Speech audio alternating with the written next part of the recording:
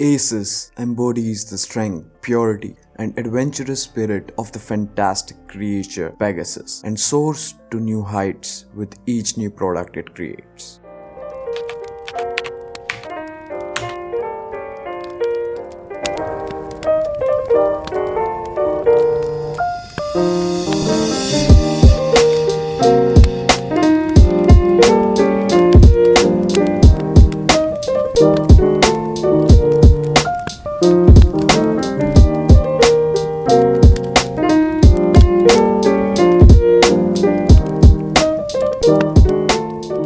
Hey, what's up guys, Abhi here, and it's been about 10 days since I'm using the Zenfone 3 as my daily driver, and here is my opinion on it. It's nothing like a proper review as you can find those all over the internet, but this is a bit different. This is me living with the Asus Zenfone 3. If anyone asks me to explain this phone in a word, I would say beautiful, and that summarizes this whole design that Asus has tried to approach with their new lineup. But taking a look at this design, what makes it so special? This phone is fully made up of glass and metal and screams quality and feels premium. And yes, I haven't mentioned how light it feels in hand, weighing just about 144 grams, and damn, that feel in hand is nothing comparable to any other smartphone I have used till date. The phone has a 5.2-inch 1080p Super IPS panel on front with 2.5D curved Gorilla Glass, which feels stunning and is quite bright in sunlight. This is the 3GB RAM variant with the Snapdragon 625, which is an octa-core chip clocked at 2.0 GHz and an Adreno 506 GPU, which is quite good for day-to-day usage as it doesn't heat up a lot. And before I get back onto the design element, I would like to mention that it has a hybrid SIM slot, and that means you can either use 2 SIMs or 1 SIM and a SD card up to 2 freaking terabytes. Yup, which is always a welcome thing, but this doesn't have VoLTE, so the Geo guys must be upset. Now let's get back to the design, and oh baby, this is what this phone kills it at. So taking a look at the back, I have the blue variant, and the glass finish looks totally stellar, and it has those chamfered edges which made people ask me that which phone is that, and seriously it happened quite many times to be frank. But everything has its cons, so it does, as it is a total fingerprint magnet, and the design elements are totally crushed with this shit looking fingerprint sensor on the back, which doesn't work most of the time as the glass grabs fingerprints quite fastly, so you need to clean it every now and then to get it work. And then this camera hump. And yes, I forgot to tell you that how well it slips on tables, so you should keep an eye on this baby while you leave it for charging, or it would go for a walk. Talking about the camera, it is a 16 megapixel shooter with 4x OIS, dual tone dual LED flash, and an aperture of f2.0, which performs quite well in daylight conditions and gives a good bokeh or depth of field effect, and most importantly, it doesn't look artificial. But in low light, the condition was quite bad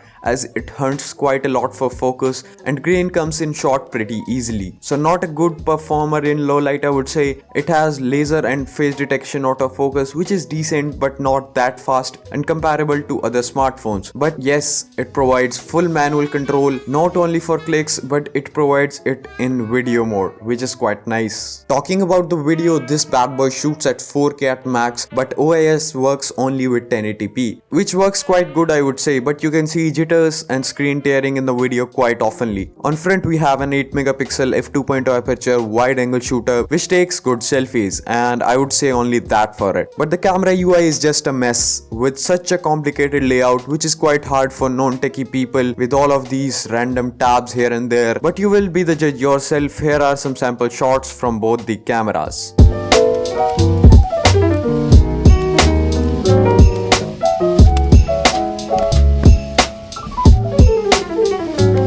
The specs on this boy seems quite good, so let's talk about performance. And it flies through its UI, as I never faced any lag or hang while using it, and the memory management was pretty good as well, as it was able to run many apps simultaneously. But again, it can't be perfect, as the Asus on Zen UI 3.0, which is based on Android 6.0 Marshmallow to be exact, is quite well optimized, don't get me wrong. But boy, the bloatware, I mean seriously, there were so many unnecessary apps that I won't use any day of my life, but they were still there, and the worst part, I can't remove them. As I'm not a fan of this UI, I quickly installed Nova Launcher and the experience was quite phenomenal. And I just can't think how better it would have been if there was no bloatware at all. The 625 and 506 combo performs quite well in gaming too, and I didn't face any slowdowns or heat-ups, which was quite good. Taking a look at the I/O, it has a USB Type-C port on bottom for charging its 2600 mAh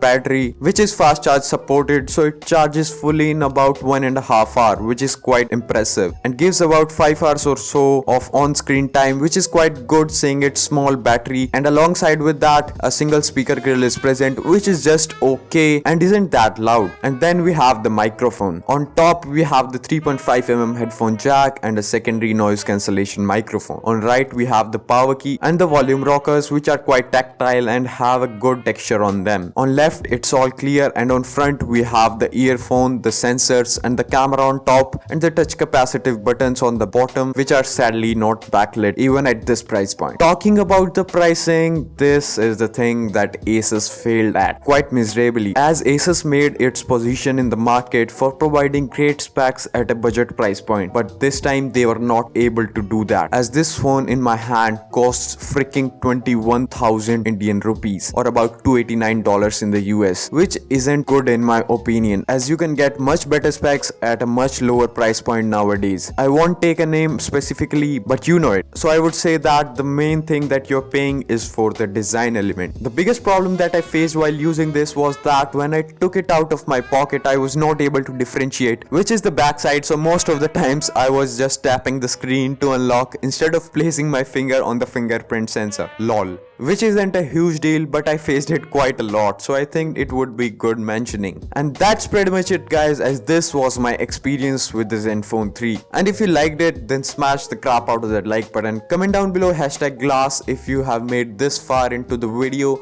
Let me finish this video by saying that work hard in silence and let your success make the noise. And I hope that this year will be great for you and our channel as well. So I will see you guys in the next one.